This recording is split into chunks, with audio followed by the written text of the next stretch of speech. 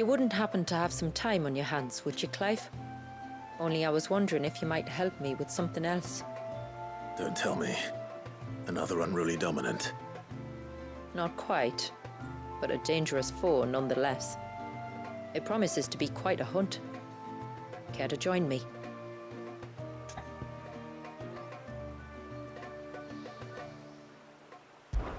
All right. Tell me about our quarry. A fiendish, cold-blooded beast known as a Givra. Normally, we leave such animals well alone, and for good reason. But I have an even better reason to want its tongue. Its tongue. If you'll permit me, tributary, I can explain. Certainly, Yamila. It's been over a week since me sister gave birth to her first child, yet she still isn't back on her feet. We've tried everything to restore her spirits. Physics and nostrums, the laying on of hands and of leeches, but all to no avail. The healers tell me there's only one hope left. A broth as potent as its ingredients are perilous to procure. It isn't only Yamila's sister who stands to benefit from this, by the way. There's her baby to think of, and Walias, too. She'd agreed to be his wet nurse, you see. I'd be glad to help. Thank you. Our hunters have no shortage of skill, but this task calls for more than that. And it won't be achieved through weight of numbers either. The Givra is as wary a foe as it is a deadly one. 2 hunters might catch it unawares, but any more than that, and it would pick up our scent a league away. Then it is decided. The 2 of you will go, while Jill and I occupy ourselves here. Perhaps we might help prepare the broth. That would be most kind of you. Come then, Clive. The river of time flows fast, and so must we. There's a Givra that has claimed the ruins at the foot of the mountain as its hunting ground. But as I say, they are wary creatures. We'll need suitable bait to draw it out. The flesh of a forest ibex should suffice. To the forest, then.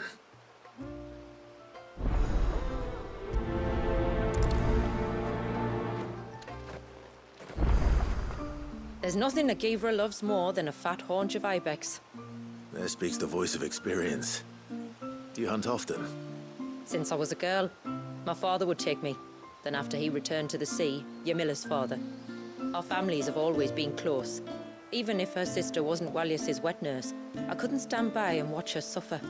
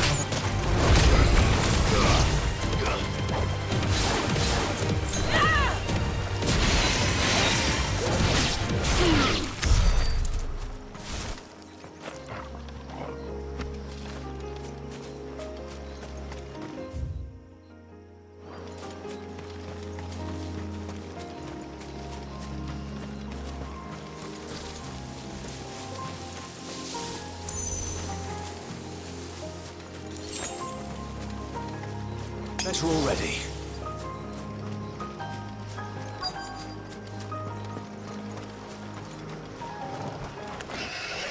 These will do nicely.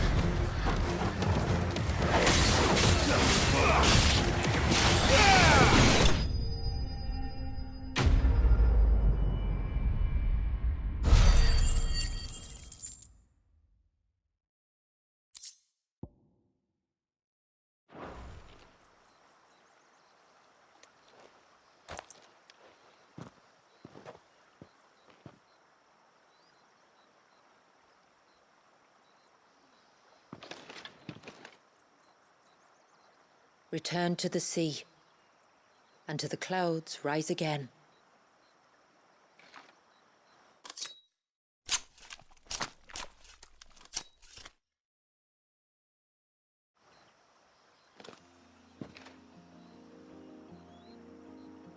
We have our bait then.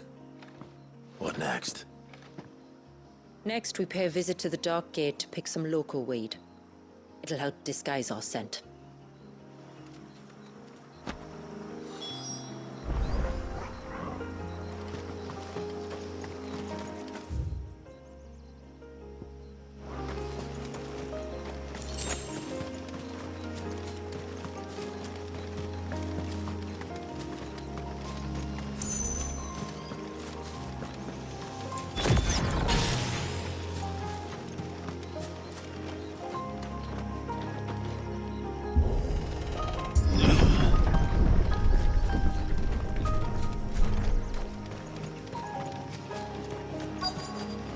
There should be a sprig or two of local weed growing somewhere around here. Look for the golden leaves.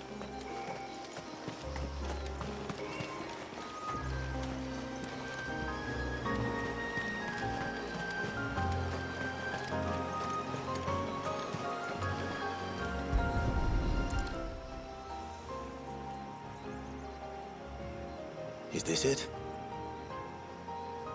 Aye, that's the stuff. Crush the leaves between your fingertips and rub them on your clothes. If you insist.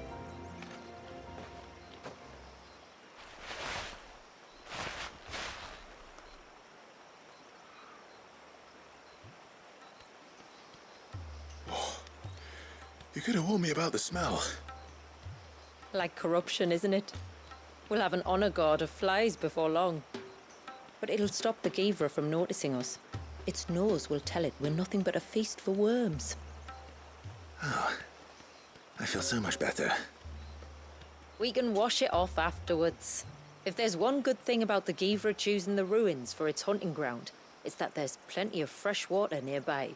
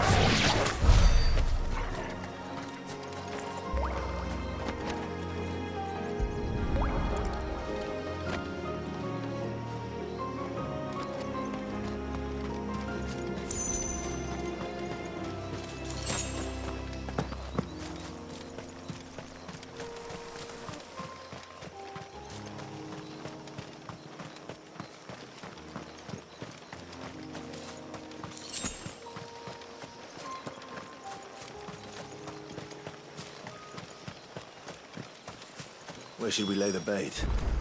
Givras are creatures of habit. Look for some sign of its passing. It's sure to return to the same place sooner or later.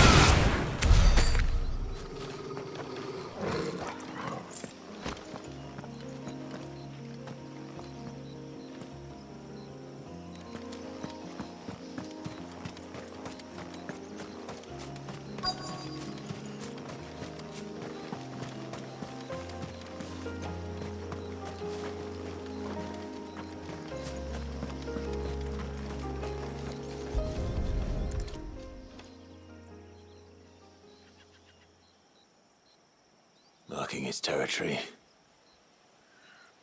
Something was. A curl, maybe.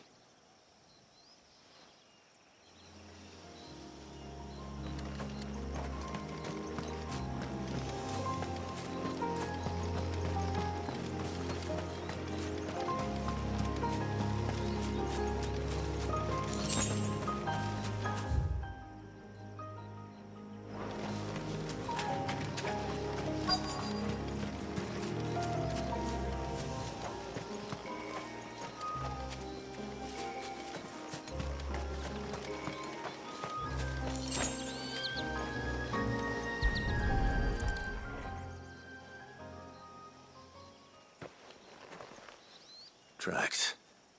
But I assume they're too small to belong to a Givra. You're right.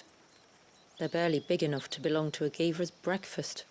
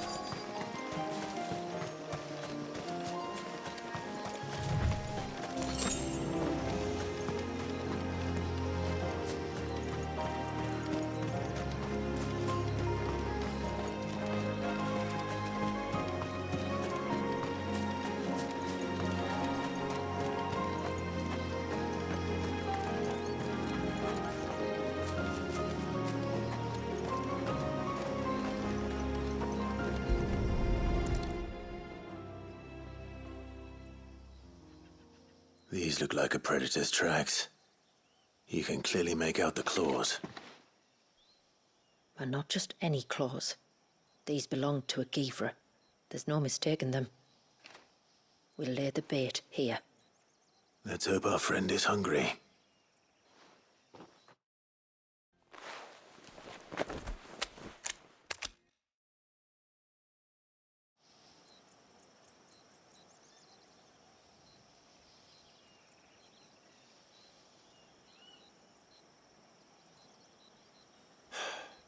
Still no sign. Patience, Clive. Hunting's not something you can rush. Have you stalked these beasts before? Once. Givras are fast, so the job called for a bearer. But even with my knack, it was a close-run thing. Not many leaders would take such risks for their people. Says the man who battled an icon to save a boy he barely knew. It is the way of the moats of water to use what gifts we've been given for the good of all. And I gather it's your way too. It was Sid, the man whose name I bear.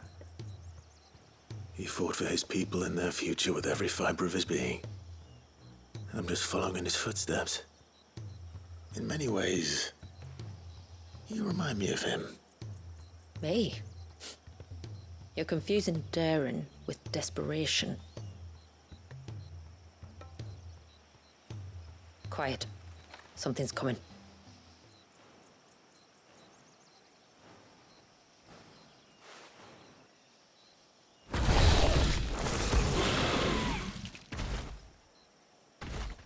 Our guest has finally arrived. Shall we greet him? It'd be rude not to.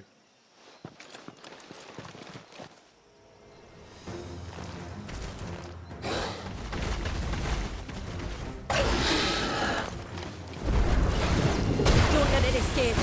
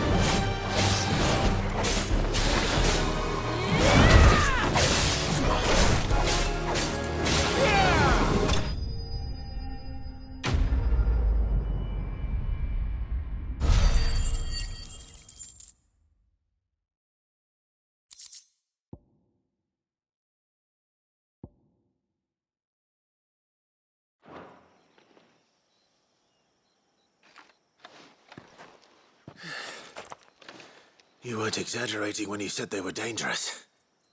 They're forces of nature, all right. And with this one's passing, the river of life has calmed.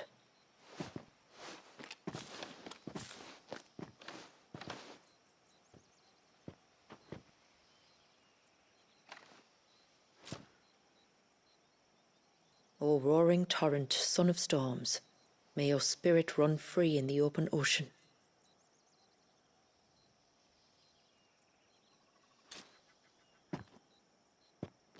This flesh I claim, that your gifts might rain down upon us this day, and our river flow in spate once more.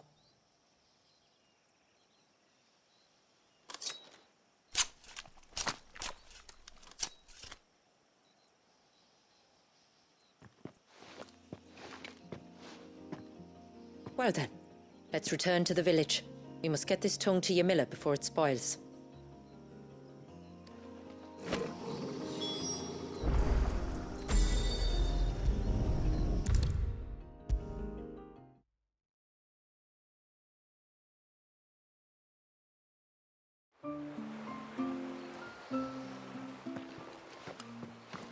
Tributary, my lord.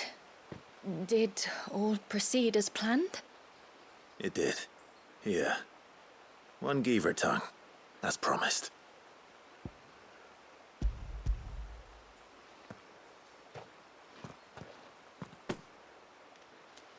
Oh, thank you. I shall add it to the broth at once. By your leave, tributary. If there is anything else that we can do to help, you need only ask. No, no. You've already done more for my family than I can ever repay.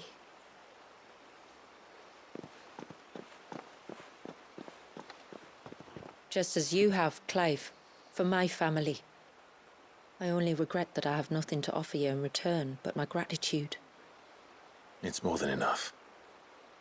Besides, I'm no less grateful to you. For what? For welcoming my friends and I into your midst.